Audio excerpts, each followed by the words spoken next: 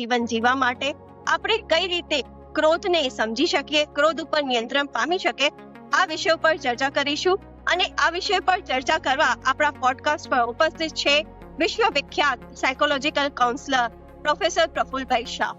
પ્રફુલભાઈ શાહે દેશ વિદેશના અનેક શહેરોમાં ઘણા બધા seminars, workshops, training sessions, 1-to-1 counselling અને એવા ઘણા પ્રોગ્રામ્સ કન્ડક્ટ કરીને અનેક લોકોના જીવનને એક સકારાત્મક ટ્રાન્સફોર્મેશન તરફ પ્રેરિત કર્યા છે પોતાના જ્ઞાન અને એક્સપિરિયન્સ દ્વારા. તો સર્વપ્રથમ આપણે આજના સ્પેશિયલ ગેસ્ટનું સ્વાગત કરીશું. નમસ્કાર પ્રફુલભાઈ. નમસ્કાર. ખૂબ ખૂબ સ્વાગત છે આપનું.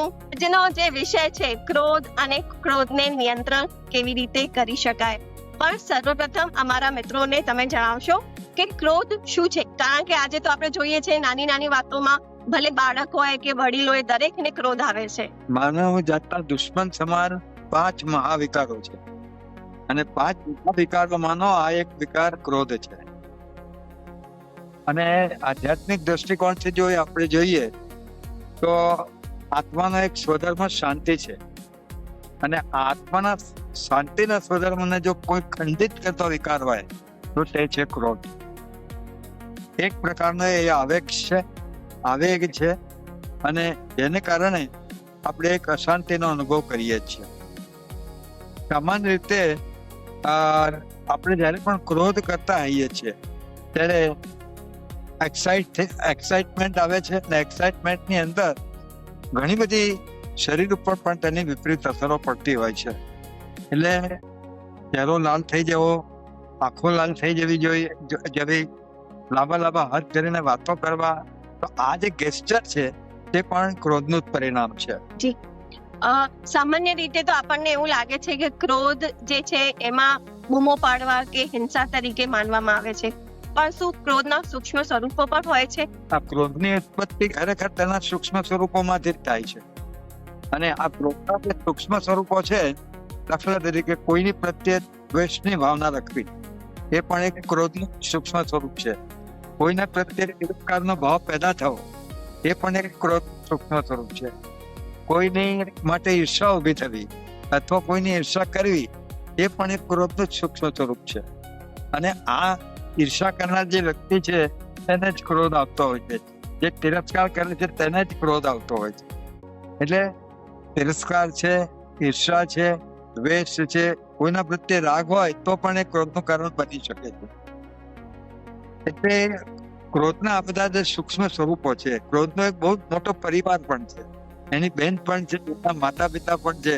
તો આ બધા જે સૂક્ષ્મ સ્વરૂપો છે એ જ એનો પરિવાર છે. એટલે આ સૂક્ષ્મ સ્વરૂપોને જો નિયંત્રિત કરવામાં આવે તો ક્રોધને નિયંત્રિત કરવાનું થોડું આસાન બની જાય છે. એટલે સૂક્ષ્મ સ્વરૂપ વિશે જાણવું એ પણ એટલું જ મહત્વનું છે ક્રોધ નિયંત્રણમાં. જી, કેટલા લોકોને તો એવી ખબર પણ ન પડતી હોય કે આપણે ક્રોધ કરતા હોઈએ છીએ. એ લોકોને એવું લાગે છે કે આ મારો નેચરલ છે, ક્રોધ કરવો એ નેચરલ છે. પ્રોફેશનલ લાઈફમાં પણ આપણે જોઈએ તો ઘણાને એવું લાગે છે ક્રોધ ના કરીએ તો કામ ના થાય, વર્ક પ્રેશર ના આવે, એ રિઝલ્ટ ના આવે. એ વિશે શું કહેશો?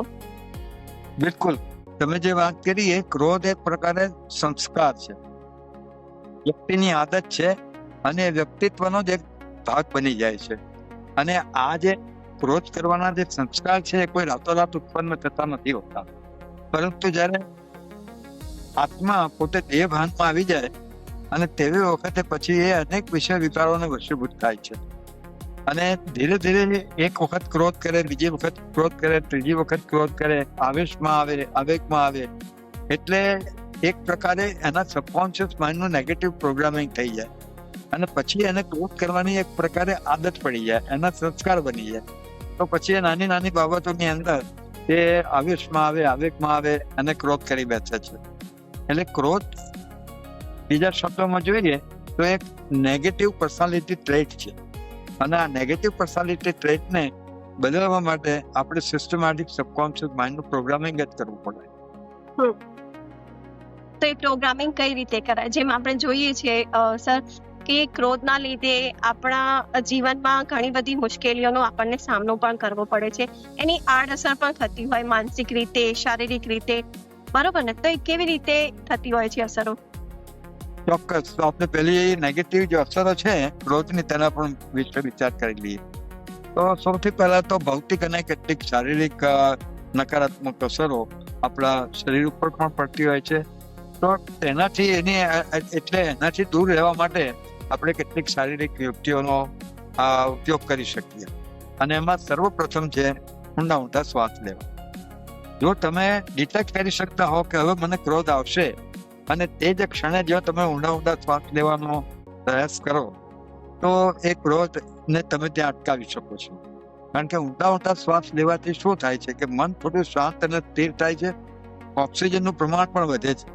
કાર્બન ડાયોક્સાઇડ જે એક્યુમ્યુલેટ થયેલો છે તેનું એક્સપલ્ઝન પણ બહુ બનતી ત્વરાએ થાય છે, અને તેને કારણે આપણે થોડી સ્વસ્થતાનો અનુભવ કરીએ છીએ. એટલે ઊંડા શ્વાસ લેવા એ પણ એક સરળ યુક્તિ છે કે ત્યાં તમે પછી ક્રોધ કરતા અટકી જાઓ છો, જ્યાં ઊંડા શ્વાસ લો છો તે તરફ. અને ઓક્સિજનનું પ્રમાણ પણ ઊંડા શ્વાસ લેવાથી વધે છે. એ પણ આપણને એક પ્રકારનો બેનિફિટ છે. તે ઊંડા શ્વાસ લેવા, અને જેવું તમને આમ આવેશ કે આવેગ આવે અને તે વખતે કમસે કમ અમે એમ કહેતા હોઈએ છીએ કે 5 વખત તમે ઊંડા શ્વાસ લો, અને 5 ઊંડા શ્વાસ તમે લેશો તો તમે ક્રોધ કરતા અટકી જશો. બીજું, નિયમિત રૂપે આપણે યોગાસન અને જો પ્રાણાયામ કરતા હોઈએ તો તમે ક્રોધનું પ્રમાણ ઘટાડી શકો છો. કારણ કે યોગ અને આવા પ્રકારની જે સાધના છે યોગાસન અને પ્રાણાયામ, એ મનને હંમેશા શાંત શીતળ રાખવામાં આપણને મદદરૂપ હંમેશા થતું હોય છે. એટલે આ બીજી યુક્તિ છે. કેટલીક ભૌતિક યુક્તિઓ જો આપણે જોઈએ તો ભૌતિક યુક્તિઓની અંદર તમને જ્યાં ક્રોધ તમે ડિટેક્ટ કરી શકતા હો કે હવે મને ક્રોધ આવશે તો આવેશ આવે તો તમે કોઈક વસ્તુ મોઢામાં મૂકી દો. ઇલાયચી છે, બદામ છે, કોઈ હાર્ડ નટ છે, એને તમે મોઢામાં મૂકીને ચાવવાનો પ્રયત્ન કરો તો ત્યાં તમે ક્રોધ કરતા પોતાની જાતને અટકાવી શકો. અથવા તો એકાદ ગ્લાસ પાણી પી જાઓ, એ પણ તમે કરી શકો. ધીરે ધીરે પીવો, ફાસ્ટ પીવો, પણ એક ગ્લાસ પાણી પી તો તેને પણ તમે અટકાવી શકો. જો તમે ત્યાંથી કંઈક અલગ સ્થાન ઉપર જતા રહો, દાખલા તરીકે તમને લાગશે કે હવે અહીંયા મને ક્રોધ આવે એમ છે, તો તમે સ્થાનને બદલી કાઢો. તો આવી કેટલીક યુક્તિઓ પણ છે કે જેને કારણે તમે ક્રોધને કંટ્રોલ કરી શકો. ગિનતી કરવી, દાખલા તરીકે એમાં પણ ઉલટી ગિનતી કરવી. તમને લાગે છે કે હવે મને આવેશ આવશે અથવા તો ક્રોધ કરવાની તૈયારીમાં તમે હો અને તમે કંઈક ઉલટી ગિનતી શરૂ કરી દો, દાખલા તરીકે 100, 99, 98 લાઈક દેટ, તો પછી તમારું માઇન્ડ ત્યાં ડાયવર્ટ થઈ જશે અને તમે ક્રોધ કરતા અટકી જશો. એટલે ઉલટી ગણતરી કરવી, કશુંક ઇલાયચી કે હાર્ડ નટ્સ મુખમાં મૂકી દેવી, પાણી પી લેવું, ઊંડા શ્વાસ લેવા, આ બધી કેટલીક ભૌતિક અને શારીરિક યુક્તિઓનો પ્રયોગ કરી શકો. પણ આ બધી ક્ષુલ્લક યુક્તિઓ છે. એનાથી તમારા સંસ્કાર બદલાય નહીં. બરાબર છે. તમે ક્રોધ કરવાની તૈયારીમાં હો અને તમે કંઈક આમાંનું કશું કરી લો તો તમે નિયંત્રણ મેળવી શકો, પણ એનાથી તમે ક્રોધ કરતા અટકી શકો એવું ના બની શકે. કારણ કે આ એક સંસ્કાર છે, અને તેના માટે તમારી સિસ્ટમેટિક સબકોન્શિયસ માઇન્ડનું પ્રોગ્રામિંગ જ કરવું. તમે માનસિક યુક્તિઓની પણ મને વાત કરી કે માનસિક યુક્તિઓ કઈ છે.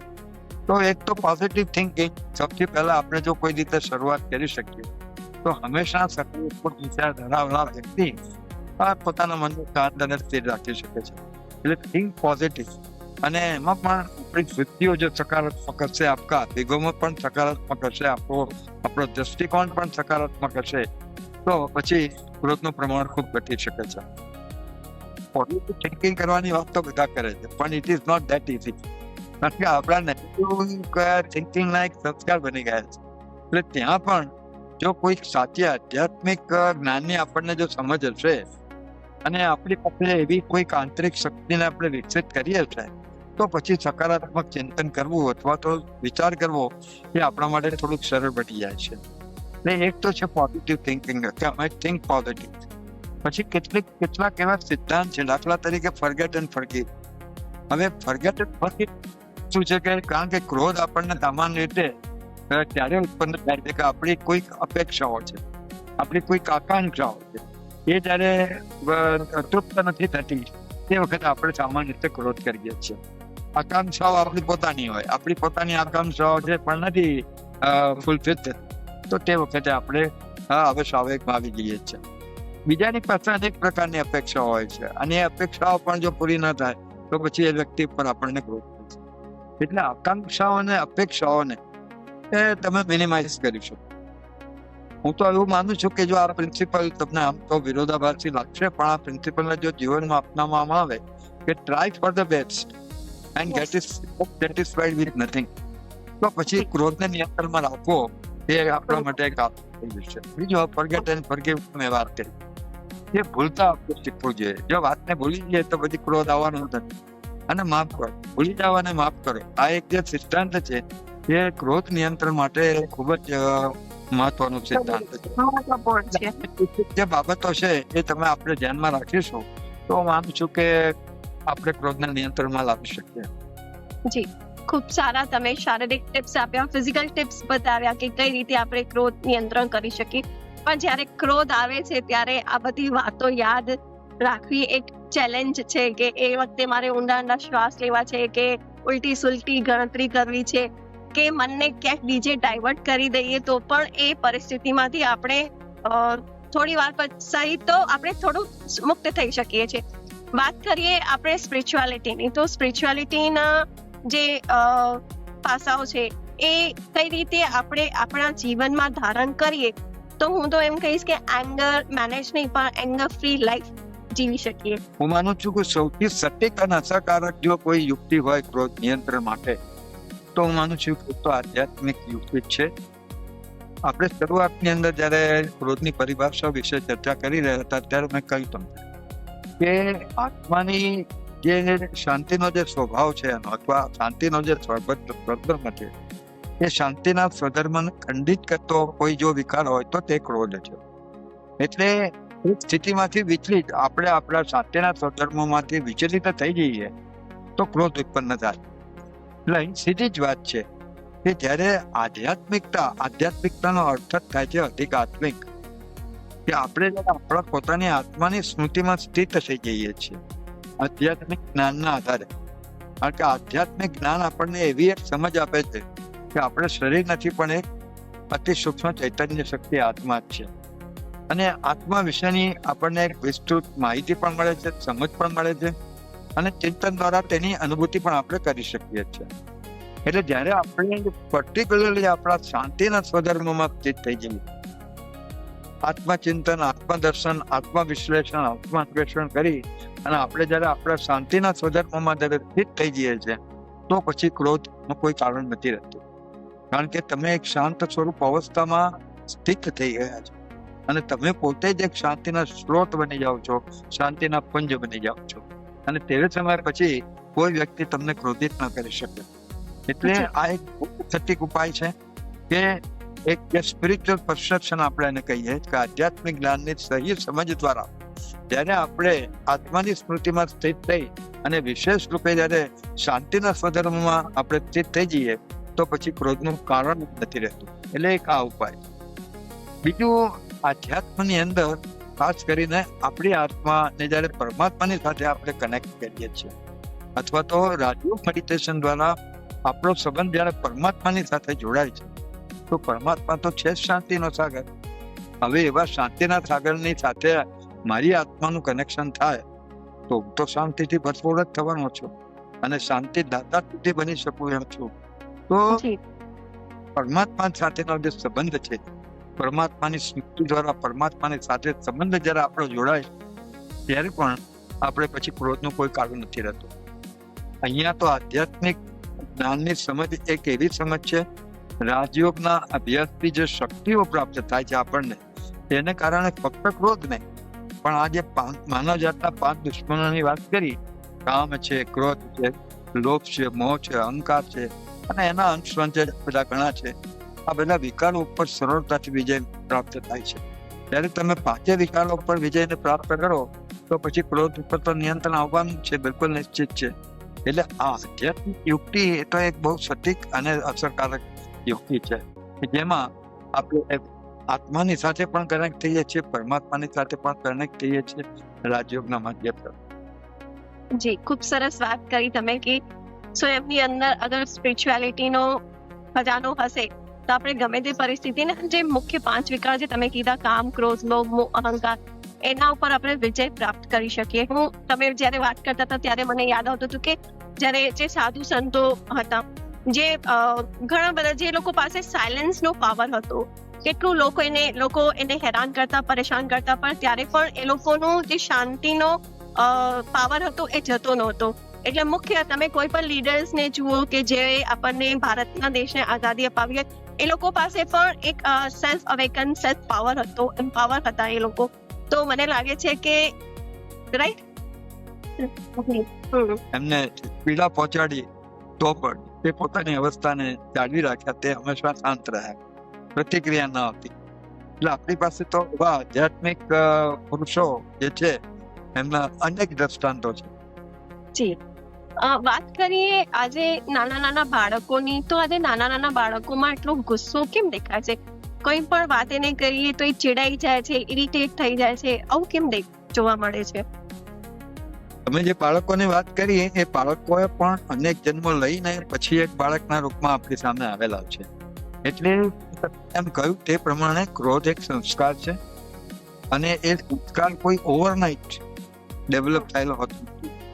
એ જન્મજાતથી ચાલી આવતો આ સંસ્કાર છે. એટલે આપણે ત્યાં જો આધ્યાત્મિક જ્ઞાનની દ્રષ્ટિકોણથી જોઈએ તો આ વિશ્વ નાટક એક ચક્રના રૂપમાં ચાલી રહ્યું છે. એમાં સત્યુગ ત્રેતા યુગની અંદર આપણી આત્મા તો સત્વ પ્રધાન અને સત્વગુણમાં રહે છે, પણ સવાલ દ્વાપર યુગનો છે. દ્વાપર યુગમાં જયારે આવીએ છીએ ત્યારે આપણે રજોગુણી બનીએ, અને કલયુગની અંદર તો બિલકુલ તમોગુણી બનીએ છીએ. એટલે એ સમયના જેટલા જન્મો છે એ જન્મોની અંદર આપણે મોટા ભાગે વિકારોથી પ્રભાવિત રહીએ છીએ, અને એ પ્રભાવને કારણે, દેહ અભિમાનને કારણે વિકારો ઉત્પન્ન થાય છે, અને તેના પ્રભાવમાં આપણે આપણા અનેક જન્મો વ્યતીત કરીએ છીએ. એટલે આ ક્રોધ કરવાના સંસ્કારો હોય કે લોભ કરવાના સંસ્કાર હોય, અને અહંકાર પણ કોઈ નાની વાત નથી. અહંકાર કરવાનો જે સંસ્કાર છે એ પણ જન્માંતરથી તમે મેળવેલો છે. એટલે એનું હું કહું કે it is a acquired negative personality trait, birth by birth acquire કરેલી નેગેટિવ પર્સનાલિટી ટ્રેટ છે. એટલે એને એકદમ દૂર કરવો એટલે બાળકોની અંદર પણ તમે જુઓ, આજના તો બાળકો સ્ટબર્નનેસ, જીત અને ક્રોધ એ બિલકુલ કોમન છે બધા બાળકોની અંદર. કશું પણ અજુગતું થયું અથવા એની ઈચ્છા વિરુદ્ધ થયું એટલે એ તરત એક્સાઇટ થઈ જાય છે બાળકોમાં. આ જે છે એ બાળક પણ કોઈક જગ્યાએ સોસાયટી છોડીને જ એનો નવો જન્મ છે નવા. એટલે બાળક હોય, યુવા હોય કે વૃદ્ધાવસ્થા હોય, કારણ કે આત્માનો સંસ્કાર છે. ક્રોધ કરવો એ આત્માનો સંસ્કાર બની ગયો છે. એટલે જ મેં તમને જે વાત કરી કે પ્રોગ્રામિંગ ઓફ સબકોન્શિયસ માઇન્ડ એ ખૂબ જરૂરી છે. કારણ કે મનોવિજ્ઞાન તો એમ કહે છે કે 80% આપણી એક્વાયર્ડ પર્સનાલિટી જે છે, ઉપલબ્ધ કરેલું વ્યક્તિત્વ જન્મ બાય જન્મ, એ નેગેટિવ થઈ જાય. હવે આનું જ્યાં સુધી પોઝિટિવ ટ્રાન્સફોર્મેશન ન કરો ત્યાં સુધી એને જળમૂળથી આ સંસ્કારને કાઢવો એ તો બહુ ડિફિકલ્ટ છે. મેં જેટલી પણ યુક્તિઓ બતાવી એ બધી એક ક્ષુલ્લક યુક્તિઓ છે કે તમને એક ટેમ્પરરી રાહત આપી શકે અને તમે ક્રોધ કરતા કદાચ અટકી શકો. પણ સંસ્કાર બદલવો હોય તો સિસ્ટમેટિકલી સબકોન્શિયસ માઇન્ડ નું પ્રોગ્રામિંગ કરી અને તમે એ આખા પર્સનાલિટી ટ્રેટને, નેગેટિવ પર્સનાલિટીને પોઝિટિવમાં ટ્રાન્સફોર્મ કરી શકો.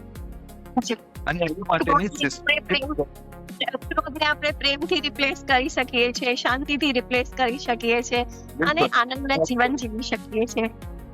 સર, તમે વિશ્વવિખ્યાત સાયકોલોજીકલ કાઉન્સલર છો. કેટલાક લોકોના જીવનને તમે પરિવર્તિત કર્યા છે, પોઝિટિવ ટ્રાન્સફોર્મેશન તરફ વાળ્યા છે. કોઈ એવો અનુભવ જે શેર કરવા માંગતા હશો અમારા ઓડિયન્સ સાથે કે એ બહુ નેગેટિવિટીથી ભરાઈ ગયા હોય, એ સુસાઇડ, કદાચ અટેમ્પ્ટ ટુ સુસાઇડ પણ કરવા માંગતા હોય, અને તમારા કાઉન્સેલિંગથી એ લોકોને એક નવી જિંદગી મળી હોય? મારું તો આખું જીવન બીઇંગ અ ટીચર, કોલેજની અંદર શિક્ષક રહ્યો છું, એટલે મારું જીવન તો મોટા ભાગે બધા યુવાનોની સાથે વ્યતીત થયેલું છે, વિદ્યાર્થીઓ સાથે વ્યતીત થયેલું છે. વિદ્યાર્થીઓ અને યુવાનોના અનેક પ્રોબ્લેમ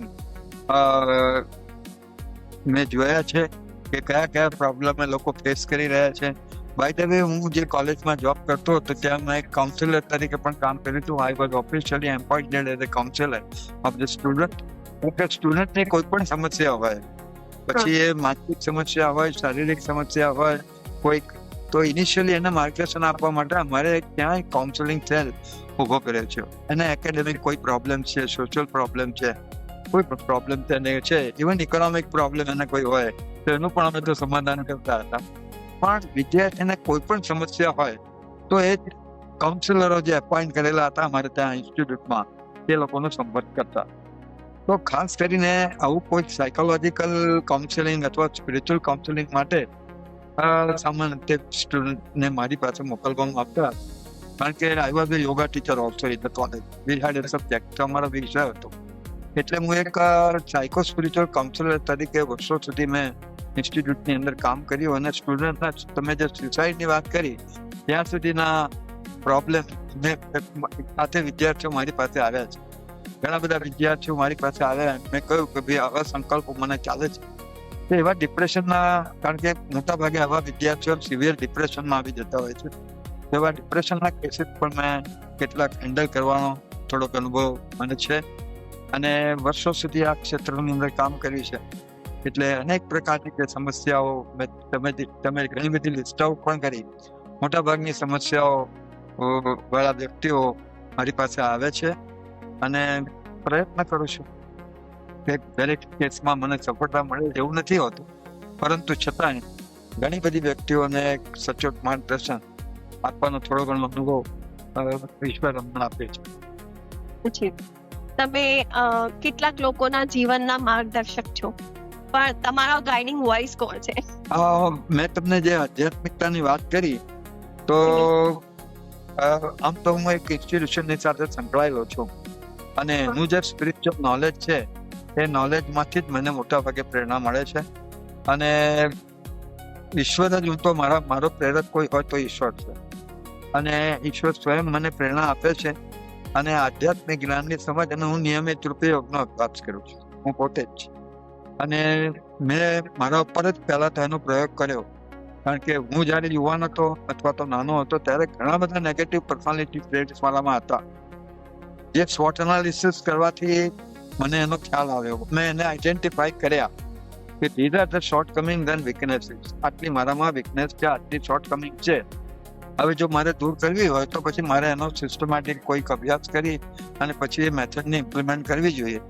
એટલે જે મેં પ્રોગ્રામિંગ ઓફ સબકોન્શિયસ માઇન્ડની વાત કરી, અને તેના માટે રાજયોગ મેડિટેશન એટલે બહુ જ ઇફેક્ટિવ ટેકનિક છે. એનો મેં પ્રયોગ કર્યો.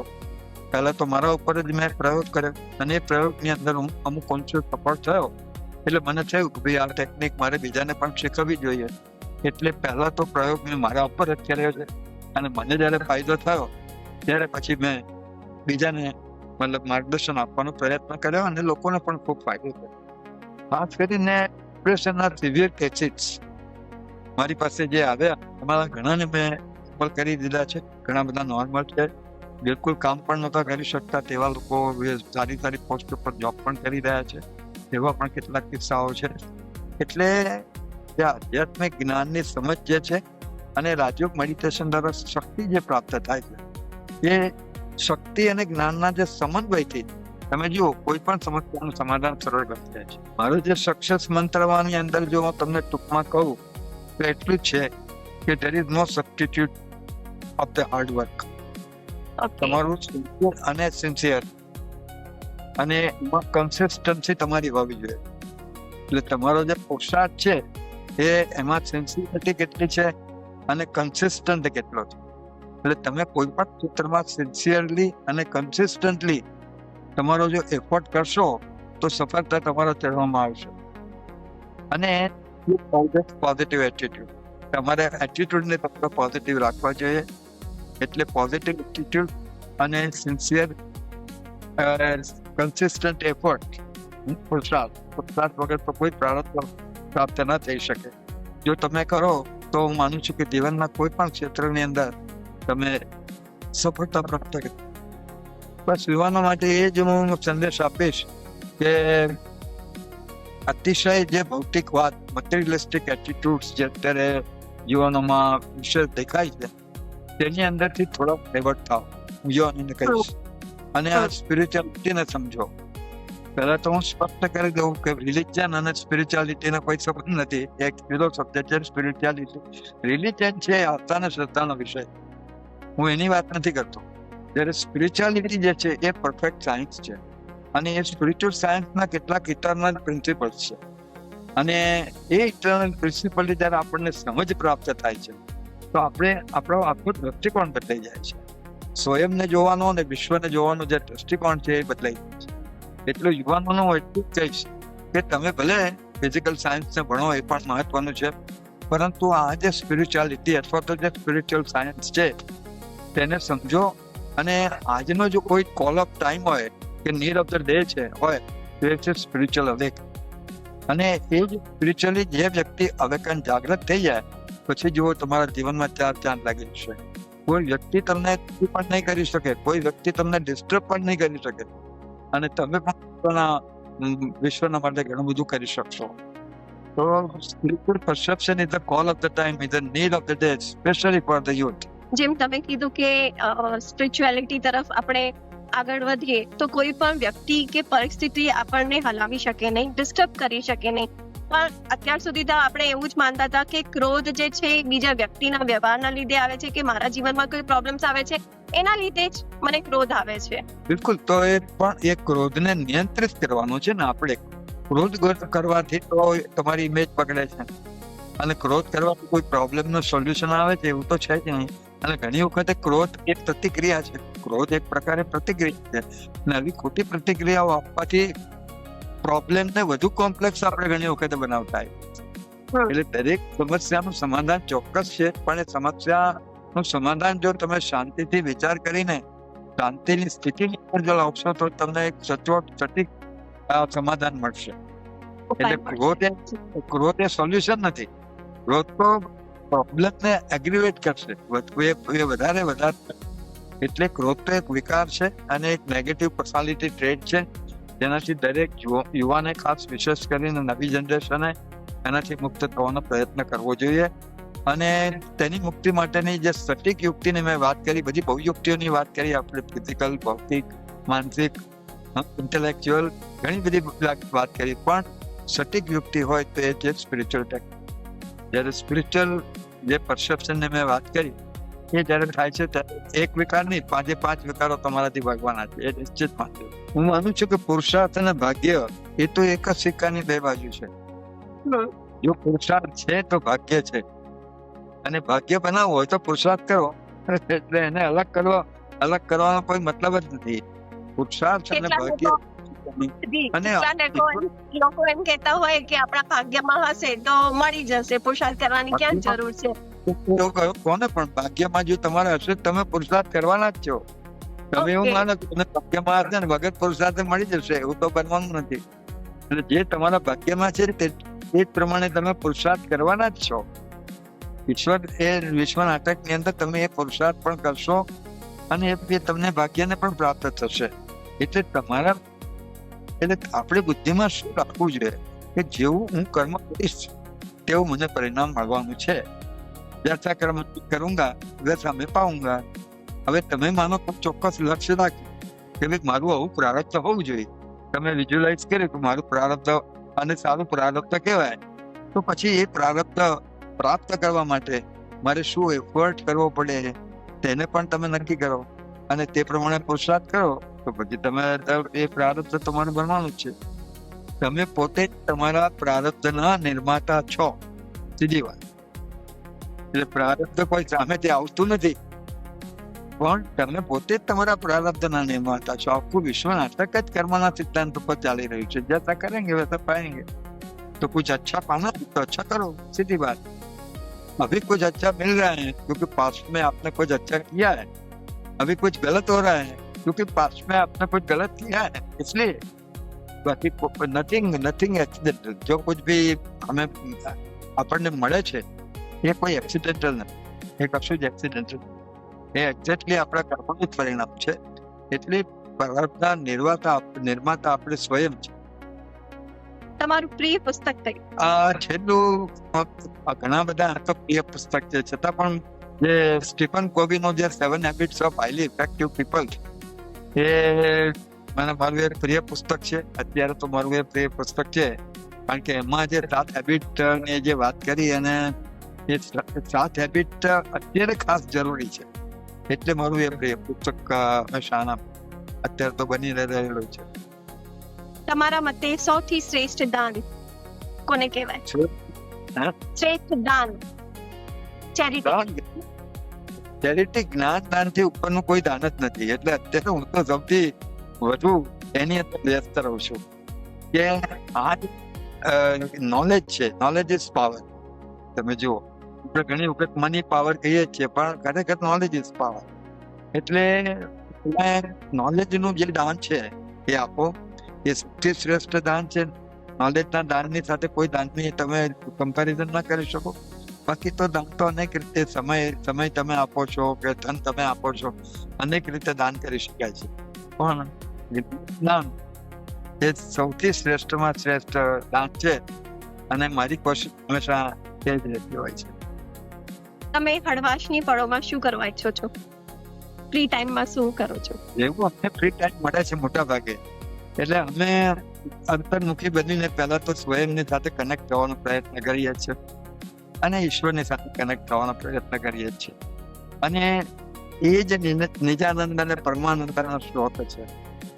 અલ્ટિમેટલી સુખ અને આનંદ માટે જે કંઈ કરતા આવીએ આપણે સુખ અને આનંદ માટે કરતા આવીએ છીએ.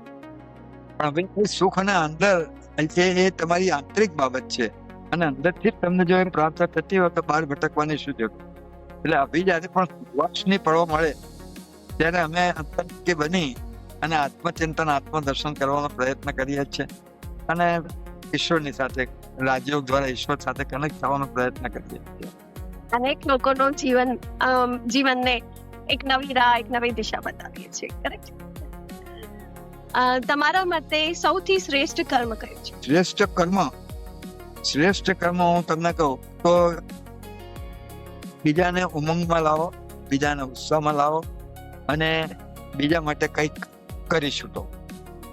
આનાથી શ્રેષ્ઠ કર્મ બીજું ના હોઈ શકે. કારણ કે નેગેટિવિટી આજે એટલી બધી દુનિયાની અંદર છે. હવે એ નેગેટિવિટીને દૂર કરવા માટે તમે કોઈક રીતે એમને માર્ગદર્શન આપી શકો, એમના જીવનને બદલી શકો, એમના જીવનના ઉન્નતિ તરફ જો તમે લઈ જઈ શકો, તેનાથી ઊંચું બીજું કોઈ ન હોઈ શકે. નમસ્કાર, ધન્યવાદ. મિત્રો, જેમ કે આજના વિશ્વવિખ્યાત સાયકોલોજીકલ કાઉન્સિલર પ્રોફેસર પ્રફુલભાઈ શાહે જણાવ્યું કે ક્રોધ એ પોતાનો સંસ્કાર છે, નેગેટિવ પર્સનાલિટી ટ્રેટ છે. પણ આપણે ફક્ત ક્રોધ નહીં, કામ, ક્રોધ, લોભ, મોહ અને અહંકાર જે મુખ્ય 5 વિકાર આજે દુનિયામાં સર્વવ્યાપી છે તેના ઉપર નિયંત્રણ પામી શકીએ છીએ. આનંદમય જીવન જીવી શકીએ છીએ, સુખ શાંતિ વાળું જીવન જીવી શકીએ છીએ. ફક્ત જરૂરત છે, ઇમ્પોર્ટન્ટ છે સેલ્ફ અવેકનની, આત્મદર્શનની, આત્મજાગૃતિની અને પોતાને કનેક્ટ કરવાની જરૂર છે સ્વયંથી, પરમપિતા પરમાત્માથી. મળીશું બીજા એપિસોડમાં એક નવા ગેસ્ટ સાથે, એક નવી પર્સનાલિટી સાથે. Stay tune with the guiding voice, નવી દિશા, નવો રસ્તોમાં.